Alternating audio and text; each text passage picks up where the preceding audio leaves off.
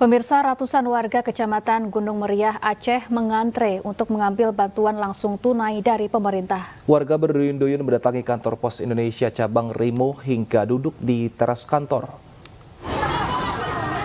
Sejak tadi pagi, pemirsa, ratusan warga sudah mendatangi kantor Pos Indonesia KCP Rimo, Kecamatan Gunung Meriah, Kabupaten Aceh Singkil, Aceh. Mereka adalah warga yang terdaftar sebagai penerima bantuan dari pemerintah, baik BLT BBM, sembako, dan PKH. Namun petugas PKH Kabupaten Aceh Singkil menyayangkan antrean yang semrawut dan tidak teratur terjadi saat pencairan dana BLT.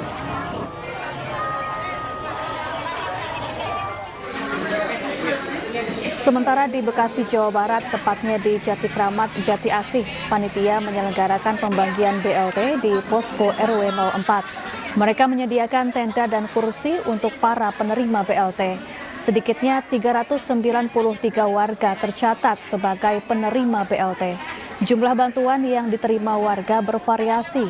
Terdapat warga yang hanya mendapatkan bantuan PKH, tetapi ada juga yang mendapatkan BPNT dan BBM. Minimal terdapat warga yang mendapatkan Rp525.000 dan maksimal Rp2,4 juta.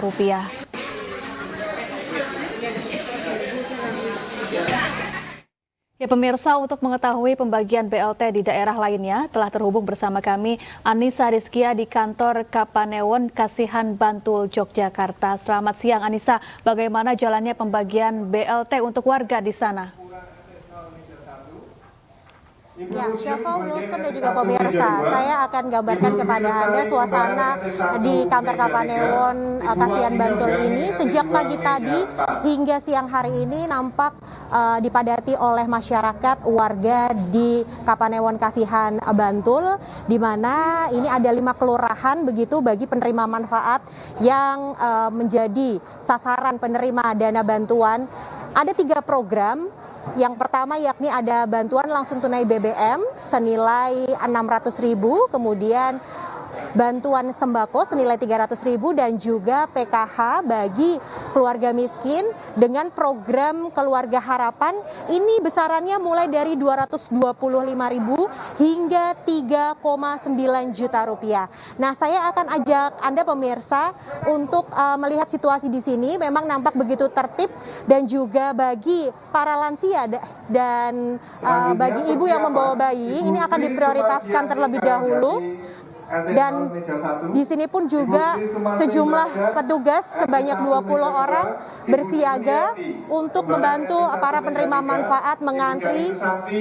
Di samping saya saat ini pemirsa ada begitu yang di sini sebagai penerima manfaat, bisa berdiri sejenak. Ibu, diperkenalkan namanya siapa, Bu? Pak Lupi. Ya. Ibu Pak Lupi hari ini mendapatkan bantuan apa saja, Bu, dan sebesar berapa jumlahnya? Sebesar Rp1.275.000. Untuk rinciannya itu BLT 300, terus sembako yang kemarin tertunda itu 3 bulan 600.000, sama PKH yang anak SMP 375. Oke, baik. Nah, syarat yang dibawa ini seperti apa sih, Bu? KTP asli, kartu kakak asli, sama fotokopi. Itu aja. Berarti Ibu ini adalah penerima undangan secara langsung ya, tidak diwakilkan? Langsung dari Pak RT. Harapan Ibu menerima bantuan ini apa sih, Bu, sebagai masyarakat? Bisa untuk memenuhi kebutuhan sehari-hari, sama untuk biaya sekolah gitu. Baik, terima kasih Ibu Pak Lupi atas waktunya. Nah pemirsa, itu tadi perbincangan kami dengan seorang warga yang merupakan penerima manfaat dari bantuan langsung tunai yang diberikan oleh pemerintah. Tentunya mereka sangat berterima kasih begitu pada pemerintah karena memang sejalan dengan harga-harga kebutuhan pokok naik pun ini sangat bermanfaat untuk mencukupi kehidupan mereka dan biaya sekolah. Demikian laporan sementara dari Yogyakarta. Saya kembalikan kepada Wilson dan juga Syafa yang ada di studio. Terima kasih Anissa Rizkia dari Bantul, Yogyakarta atas laporan Anda. Selamat bertugas kembali. Kita ke informasi lainnya pemirsa. Sidang pembunuhan Brigadir Yosua kembali digelar hari ini di Pengadilan Negeri Jakarta Selatan. Agenda hari ini akan mempertemukan kesaksian Eliezer, Ricky Rizal, dan Kuat Ma'ruf.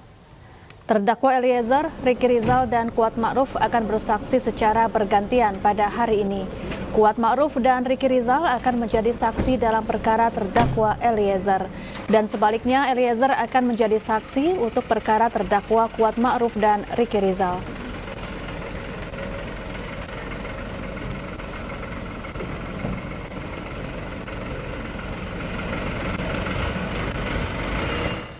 Untuk mengetahui jalannya sidang kasus pembunuhan Brigadir Yosua, sudah terhubung bersama kami Nasta Syafrina di Pengadilan Negeri Jakarta Selatan. Selamat siang, Nasta. Apa yang menarik dari hasil sidang hingga siang hari ini?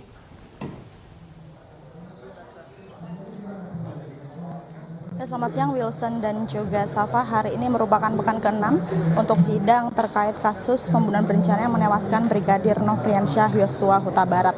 Dan hari ini merupakan agenda untuk terdakwa Kuat Ma'ruf, Ricky Rizal dan juga Richard Eliezer. Di mana untuk saat ini Wilson, Safa dan juga pemirsa merupakan pemeriksaan di mana ini saksinya yaitu menurut Eliezer dengan terdakwa Ricky Rizal dan juga Kuat Ma'ruf. Hingga sampai saat ini pun juga Eliezer mendapatkan beragam pertanyaan dari majelis hakim, di mana terdapat salah satu jawaban Eliezer yang sangat menarik, yakni berupa Ferdi Sambo. Ini ketika pulang malam pun juga tidak pulang ke rumah pribadi yang berada di Saguling, Jakarta Selatan, namun Ferdi Sambo ini pulang ke Bangka, sehingga itu merupakan poin dari jawaban dari Richard Eliezer. Tidak hanya itu, Safa dan juga Wilson. Ya, terima kasih Nasta Syafrina langsung dari Pengadilan Negeri Jakarta Selatan dan selamat bertugas kembali. Pemirsa, rekaman CCTV yang menampilkan gerak-gerik terdakwa Ferdi Sambo sebelum menembak Brigadir Yosua diputar dalam sidang kemarin. Sementara itu, 9 saksi dari penyidik Polres Jakarta Selatan dihadirkan.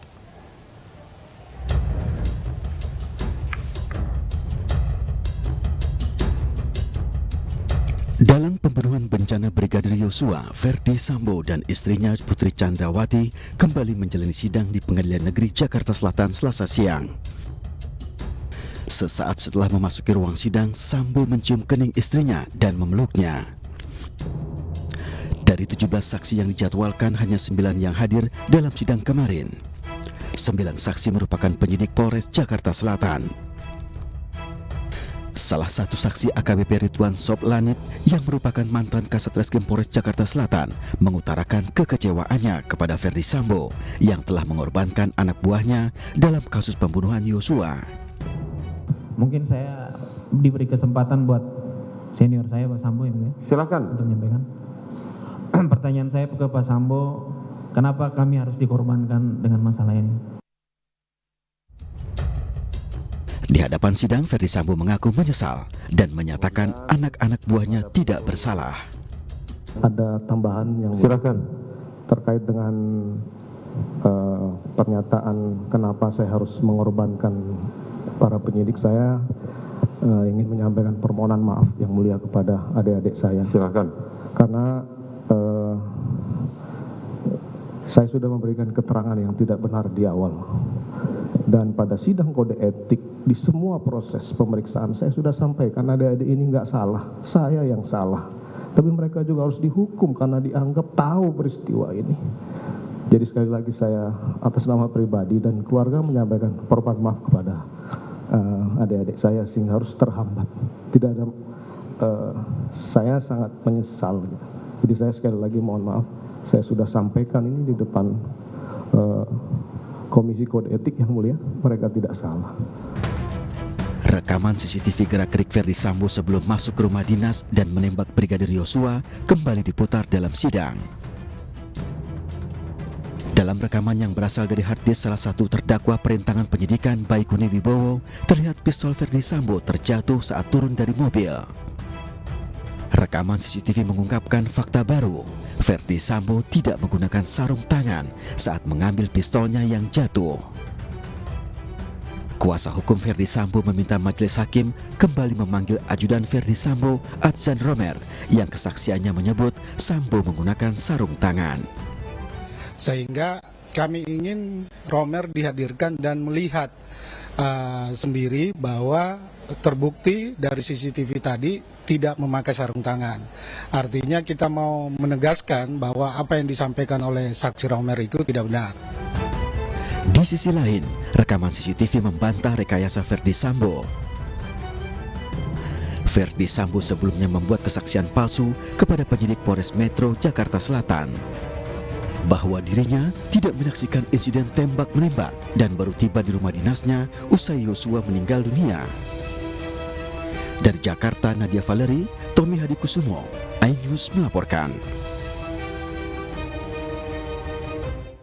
Pemirsa jangan kemana-mana, iNews yang akan kembali dari Pengadilan Negeri Jakarta Selatan untuk menyaksikan sidang lanjutan pembunuhan Brigadir Yosua dengan terdakwa Ricky Rizal, Kuat Ma'ruf dan juga Richard Eliezer.